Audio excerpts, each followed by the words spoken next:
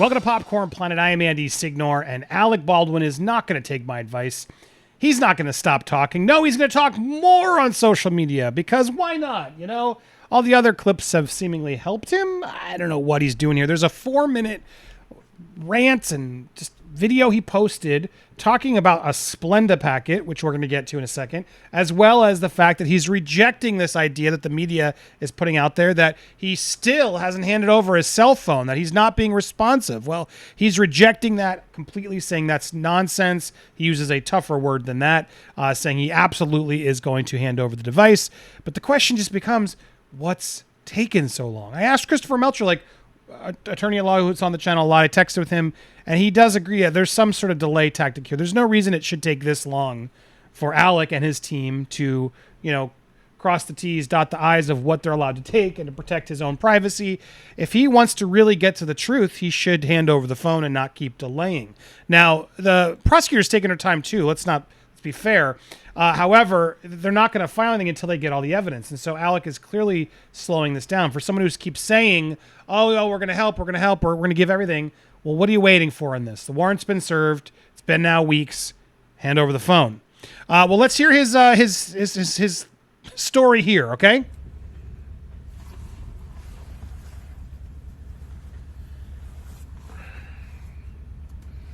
When I went to my friend's house, my friend David's house this morning, he came out with his daughter, who's dear friends with my daughter, Carmen, and he had a very unusual countenance to him. And he and his daughter proceeded to tell me a story that their neighbor, who lives 2 doors down from them, went to a store, like a takeout food place, Organic Crush, out east here. And the woman who's their neighbor, she found this. Now, for those who can't see it, it says, it's so hard to tell. Cheers to you, to a new year. Love you. We support you. Something about comedian on it. I can't. She found the Splenda packet. She found the Splenda packet. You are 100% true. Thanks for the laughs, good sir. Cheers to a new year. Love you. It's the Splenda packet. And there's a smiley face on it, as you can see. Now, why is this Splenda packet bringing him to tears? We'll explain, so stay tuned. Does this mean 2022 is going to be a good year? Wouldn't that be nice? Anyway, that is nothing short of a miracle. Well, we'll read about this miracle soon. I'm going to find out his neighbor's name, and I'm going to send her a gift. I mean, can you believe something as silly as this has that much value? I'm putting it in pockets now where I'll never lose it again. But anyway,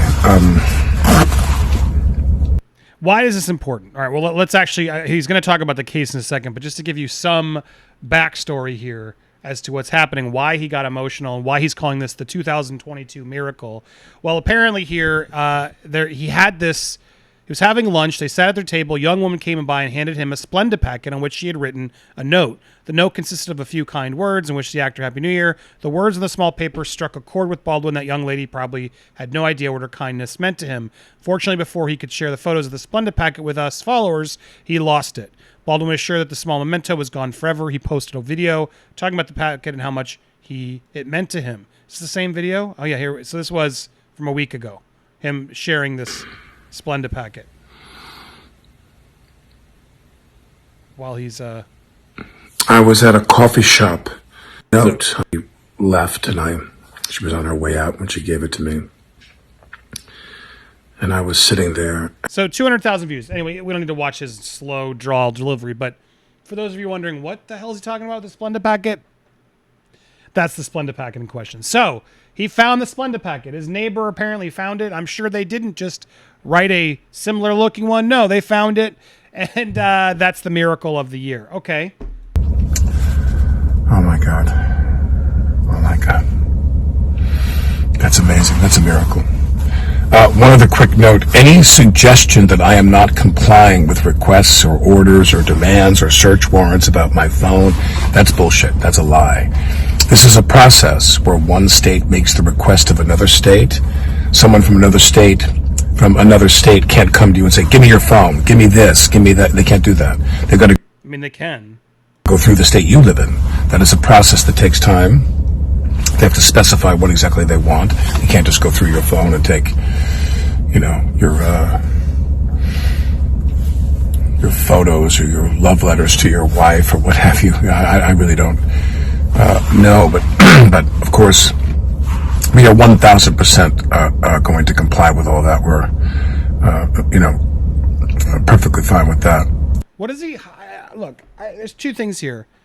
This is the most important part. Is he withholding the phone? Is he not giving the phone? Now, I understand protecting your rights and not wanting to jump immediately and be like, yes, here, feds, please take my phone with all my information on it, please. Even if I'm innocent, I still don't really want to give my phone over to I just don't. At the same time, and in this case where you're declaring your innocence so much and you got nothing to hide, you'd think you wouldn't want to keep delaying it. As I asked Christopher Melcher, attorney, like what happens? Like he is delaying. He could go to New Mexico to turn over his phone so the authorities where he's located don't need to be involved. So his talking about the New York versus New Mexico, he could have easily gotten the phone to New Mexico where they need it. And instead, he's just not.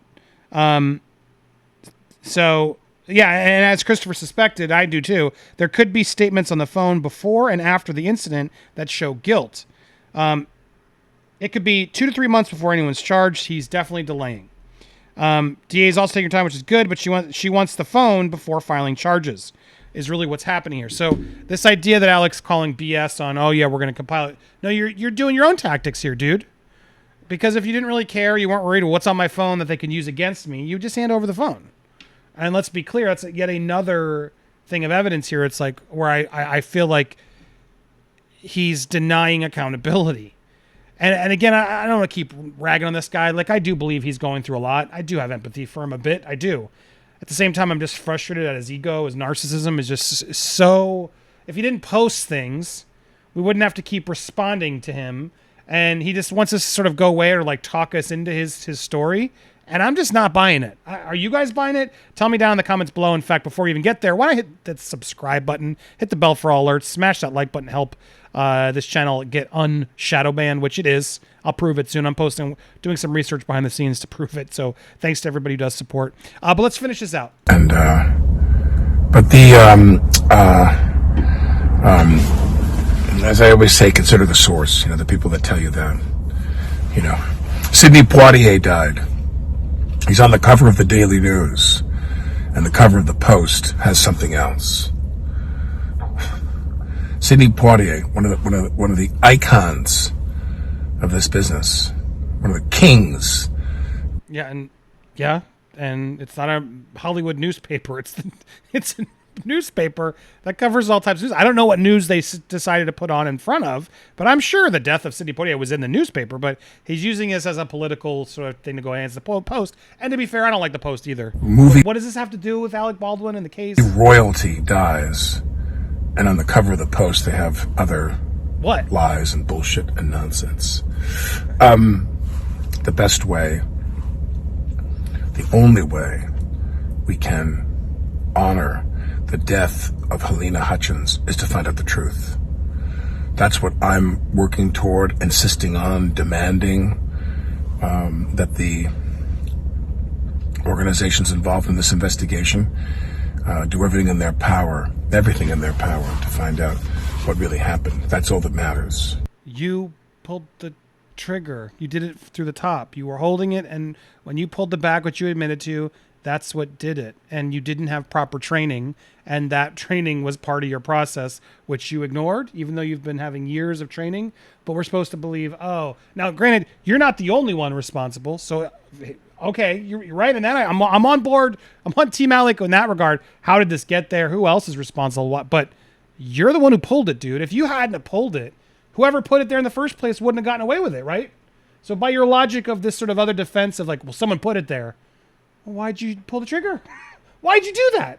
It makes no sense. Oh, because the AD told you to? Since when does the AD have the training required to do that job?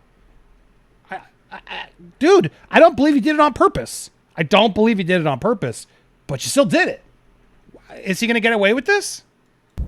The best way to honor the death of Halyna Hutchins is to find out the truth. Yeah, that goes for you too, buddy. And any suggestion that we're not complying, myself and any lawyers I'm working with or what have you, is a lie. But you aren't. You are playing your defense. Your legal tactics are slowing things down. So, what's a lie? What's the lie? They filed a warrant. It's been filed. You're waiting for the state to state. Well, then take it to New Mexico. It's a lie. We're going to, as soon as we go through this process, then by all means we will comply. Look, New York Post, I don't like them, but sometimes they report facts. So he's doing again he's the biggest critic of Trump, and I got so many of you lost your mind. I'm calling out the irony of this man, who always calls out Trump, and I'm not even trying to compare, but he always calls out Trump, right, for the ego and the fake news and all this stuff, and like and the reason I connect him to Trump is because he did the impression on Saturday Night Live for years. He was Saturday Night Live's impressionist of the president at the time. And just always knocks him, always plays. Like, he does the whole thing. And it's just, it's so weird to watch him now employ the same tactics that he criticized Trump of using. And again, stop making this political. I'm just showing you the irony of this man who would call out Trump in a heartbeat if Trump was in his shoes. And now he's like playing the same tactic. Well, I'm just going to do what we do. We're going to go through the legal process, but we're not deflecting. Yes, you are. You totally are. And then you're going to go off on a whole thing about fake news. And watch, now he's going to make it political. But I have no worries about that. That's all going to work itself out, regardless of what they say in these right-wing rag sheets and people who are all about hate. What? It's going to work itself out, guys, except for the right-wing rags who are lying. Because what, are you going to pay them off or something? I'm not a right-wing thing. I went with the truth, Alec, which you keep promising. But now you're focused on a Splenda packet and now just getting so blinded by the right, where it's like, dude, there's a lot of people on all sides who want the truth on this and think you're responsible. But setting aside all the hate, the hate. I love how it's the hate. Dude, it's a disagreement because you are denying accountability. This is not hate. All the January 6th of it all. The January 6th? What is he talking about? He's now connecting this event to the insurrection? There it is.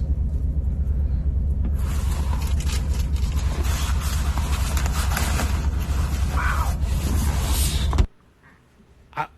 I need to hear that last bit again. Hate. We're all about hate. But setting aside all the hate, setting aside all the January 6th of it all. So any critic of his, anybody who's a critic of his, for this great country that Splenda packet is showcasing, anybody who's a critic or disagrees with him, well, we're all part of the insurrection. We're all right-wing liars. Got it, Alec. And you aren't part of the problem at all then. Oh, interesting. Whew, man, this is frustrating. Hand over the phone, dude. Take it to New Mexico.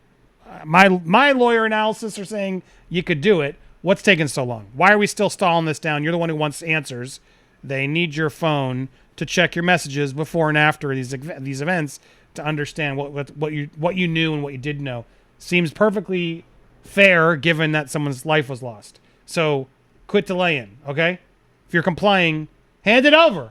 What are we waiting on still? Oh, it's different states and what they asked. The warrant's out, dude. The warrant's out. My patience is running thin on this guy. What do you guys think? I want to hear your thoughts down below. Thank you guys so much for watching. Stay tuned for more here, Popcorn Planet.